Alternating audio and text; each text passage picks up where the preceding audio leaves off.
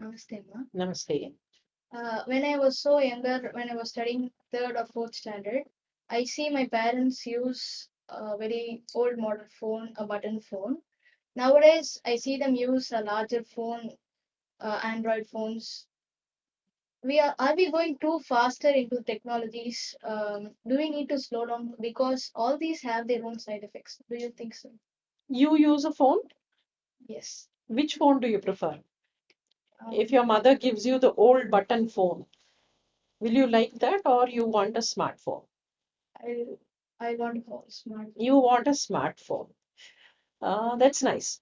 See, I'll tell you, without directly coming to your question, I would want to say something which I have gone through. There was no television until I came to school final, right? Until then, we didn't know what a television was. Only then television came. And those days it was black and white television. And the television will be inside a box, and the box will have a door. We used to close the door and keep the television as one big commodity, not thin ones like now. It used to be huge, huge, like, so huge it will be.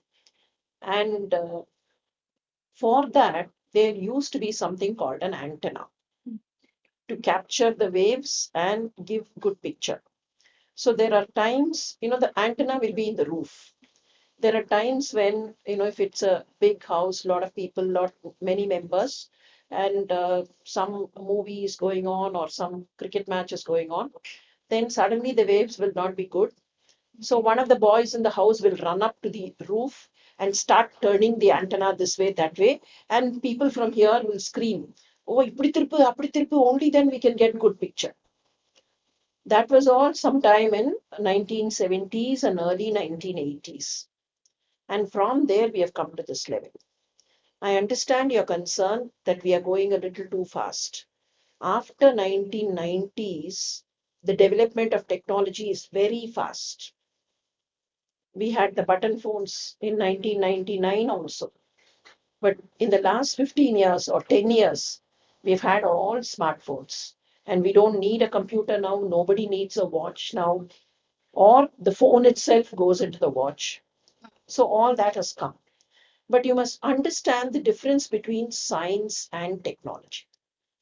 Science is something which is common, science is always there, but technology keeps changing. I will give you one example.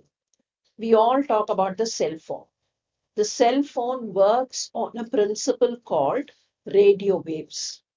Radio waves travel from one cell tower to another cell tower. That is why it's called a cell. The tower and that area is called a cell. So from one cell to another cell, it gets transferred. Now, radio waves have been there from time immemorial. Radio waves have been there, but we did not know to use radio waves for a cell phone. So science is constant. Science has been there. Technology has been changing. Of course, technology always has its good side and the bad side. It is something like, fire. With fire, what can you do? You can light your lamp, which is going to give you light, which is going to make you feel better. You can cook. With this, yeah, you can cook, you can eat. What you cook, you can eat. That helps you in growth. But the same fire you can use for destruction also. And who decides? The fire decides or someone else decides? The user decides. The user decides. So technology is good, provided we use it for the good thing. But if we decide to use it for bad things, then the mistake is with us and not with technology. So whenever we use technology, I would only say, as you rightly said, don't be very fast. Use it only for what purpose you want to use it for. Good things, yes, you want to speak, you want to communicate to someone, you use the cell phone. It's easy, no? Someone is traveling, I can contact and tell them. Not like olden times when I did not know to contact. But I don't have to use the cell phone for other purposes where, I get carried away by gossip. Somebody is talking something about someone else. I don't have to get carried away. So I can prudently use the technology for good things. And that is what our education should do. Our education should make us use the correct thing for the correct purpose. So the very feeling that you have that we are going too fast, I'm very happy about it, because that is the feeling that each one of us should have. I should not go too fast. I should not be too rapid with technology. Let me use it only for a good purpose. Okay.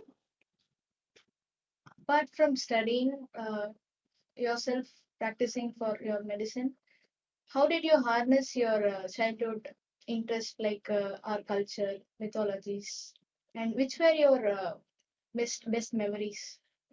Um, See, I always believed in one thing that my mother taught me.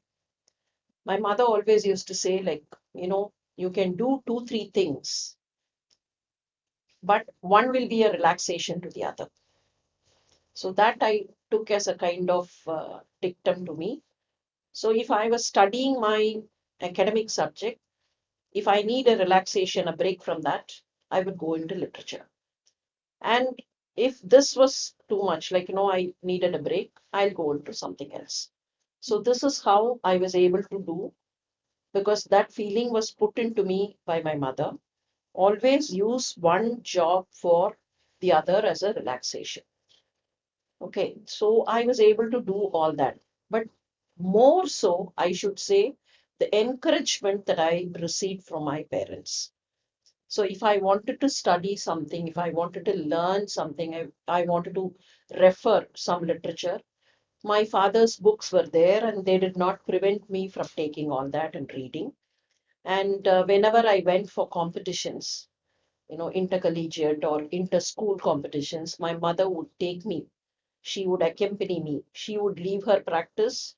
She would take leave probably, or even, take off and come along with me wherever I went. It will be a very small place. Now, when I think back, I understand it's a very small thing. But she used to come with me, help me. So that was a great encouragement. And my father used to encourage me a lot. When I wanted to learn the Veena, I remember my father bought me the Veena just in about 4 days' time. My first Veena class, and fourth day from then, I got a new Veena, which was about 4,000 and odd rupees in those years. What I'm talking about is early 1970s. That was a huge sum. But then that was a kind of encouragement. It is not for the money that I'm saying. It is not that the parents should spend money, but it is the encouragement. You do this. It doesn't matter even if you fall down. That is what it was. They did not mind if I did not win a prize. They did not tell me you have to win a prize. But they said, okay, you read, you participate, you learn things, but never, never forget your values. Never speak untruth. Never harm others. No, these were the values that they put in. So all those values made me kind of, do many things. That is how I was able to do many things. I think each one of us will be able to do many things. I believe one thing, if one person can do, everybody can do. And it is the same 24 hours. I'll ask you a question now. You ask me so many questions, I'll ask you a question. What is the common thing for everyone on earth? 24 hours a day. 24 hours? Yes, 24 hours. If you're born in a rich family, 24 hours. If you're born in an ordinary family, 24 hours. You're born in India, 24 hours. You're born elsewhere, 24 hours. So if we can utilize the 24 hours properly, we can also become great. So it is not that somebody born in some place or somebody born in a rich family, you should have everything. No, not that way at all. If we have the mind to work, if we have the willpower to do things, we can always do things. Always remember, if one person can do, everyone can do. Yes. Okay? So you'll also do? Yes. During the time of this pandemic situation, everybody is helping each other. As a young student, how can I play my part? You know what a pandemic is? A pandemic is a spread of disease or Spread of disease across the world. Only if it is in one place, it's called an epidemic. When it's across the world, we call it a pandemic. Pan means, you would have seen people say pan. Pan is whole. Okay. I'm happy that you've noticed that everyone is helping one another. The best way a student like you can help is first stick to the norms that elders have given you. It can be a regulation given by the government or regulation given by the health agency. There are certain regulations. Okay, those regulations, you follow that. You don't have to even do something, but you follow that. What are all the regulations? Physical distancing. Don't go close to another person. Stay away from a person, 5 feet or 6 feet. And then when you go out, you wear a mask, you know, even if the opposite person is not wearing a mask. You politely tell them, please wear a mask and then let's talk. Okay. So, such things. Don't go out unnecessarily. You don't have to travel. Don't pester your parents. I want to go here, I want to go there. No. For the next few months, follow all the restrictions. And small helps you can do. You can kind of, uh, help people. If someone does not know, you can educate them. That is why I asked you, you know what a pandemic is. See, somebody on the road may not know about it. And they may be just chatting. They may be running. Your classmate, your schoolmate may not know. So you can educate them. You can tell them this is a time when we have such a big disease in the world and you should be careful in behaving. Such small responsibilities you can do. Apart from that, if you think that you have the means to help someone, lots of children like you have collected whatever they had in the hundial, they've collected, they've given it. Like that, you can do it. Not necessary everyone should do that. If it is possible, you can do. If it is not possible, you can just follow what you are supposed to follow. Don't throw garbage on the road. Don't spit on the road. Don't talk loud. By talking loud, also you can spread the virus. So don't talk very loud. Such small things. Keep your house clean, your own table clean, where you're keeping your things. Repeatedly clean that area. Keep your books clean. All that, these are small things. When you bring your bag from outside, clean it and keep it. Don't just dump the bag. Many of us do that, isn't it? When we come back from the school, we just carry the bag and throw the bag like that. Don't do that. Don't spill all your things. These are small little things, but these small little things, if you do at your level, each one does at their level, that will be fine. You can teach people who do not know, you can teach them the small things. That itself is enough. Yes. 10 years from now, what would you like to be doing? That's a very, very tricky question. Because 10 years from now, you would have grown into a beautiful maiden. 10 years from now, I'd be very old. So, what would I be doing? I really do not know.